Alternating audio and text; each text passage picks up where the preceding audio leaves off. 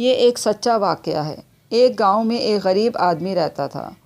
وہ بہت غریب تھا اور راتوں کو اٹھ کر اللہ تعالیٰ کی عبادت کرتا تھا۔ اس کو بس ایک ہی لگن تھی کہ میرے پاس پیسے جمع ہو جائیں اور میں حج کرنے چلا جاؤں۔ وہ راتوں کو اٹھ کر عبادت کرتا تھا اور اللہ تعالیٰ سے دعا کرتا تھا کہ میرا اور میری بیوی کا حج پہ جانے کا انتظام کر دیں۔ جب بھی پیسے بیچارے کے پاس جمع ہوتے تھے تو کوئی نہ کوئی ایسا کام آ جاتا تھا کہ اس کو پیسے خرچ کرنے پڑ جاتے تھے۔ ایک دن صبح سے بارش ہو رہی تھی۔ ایک ملک کے صدر کا ہیلی کاپٹر وہاں سے گزر رہا تھا کہ موسم بہت خراب ہو گیا اور مجبوراً ہیلی کاپٹر کو اسی گاؤں میں اتارنا پڑا جہاں وہ غریب آدمی رہتا تھا۔ جب اس کو پتہ چلا کہ ہیلی کاپٹر کو موسم خراب ہونے کی وجہ سے اتارا گیا ہے تو اس نے اپنی بیوی سے کہا کہ جلدی سے کھانا پکا لو، میں ان لوگوں کو دے آؤں، وہ لوگ بھوکے ہوں گے۔ پھر اس کی بیوی نے کھانا پکایا اور کھانا باندھ کر دے دیا۔ جب وہ وہاں پہنچا تو سیکیورٹی والوں نے اس کو اندر نہیں آنے دیا اور منع کیا کہ تم وہاں نہیں جا سکتے اندر۔ تو وہ ضد کرنے لگا کہ میں یہ کھانا لے کر آیا ہوں اور مجھے پتہ ہے کہ یہ صدر صاحب یہاں ٹھہرے ہیں تو میں ان کو یہ کھانا دینا چاہتا ہوں۔ مگر کسی نے اس کی بات نہیں سنی اور اس کو وہ لوگ منع کرتے رہے۔ یہ والی آوازیں جو ہیں وہ صدر کے پاس گئیں تو وہ صدر جو ہیں وہ باہر آئے، انہوں نے کہا کیا بات ہے؟ تو پھر سیکیورٹی والوں نے بتایا کہ یہ آپ کو کھانا دینے آیا ہے۔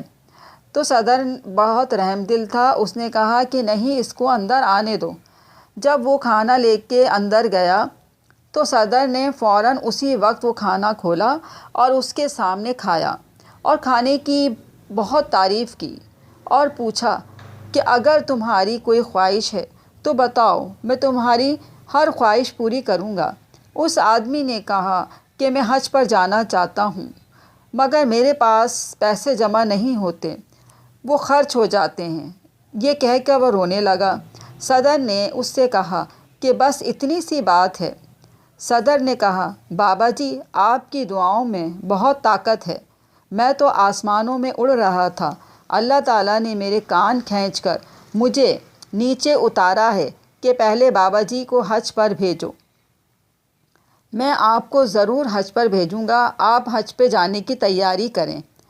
تو وہ غریب آدمی کہنے لگا کہ میرے ساتھ میری بیوی کو بھی بھیجیے گا، وہ بھی حج پر جانا چاہتی ہے۔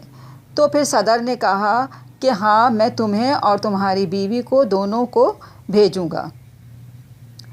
آپ نے دیکھا کہ جب ہم اپنا مقدمہ اللہ تعالیٰ کی عدالت میں بھیج دیتے ہیں تو وہ ضرور ہماری مدد کرتا ہے، چاہے ہمارے پاس ایک روپیہ تک نہ ہو، وہ کہیں نہ کہیں سے ہمارے لیے بندوبست کرتا ہے۔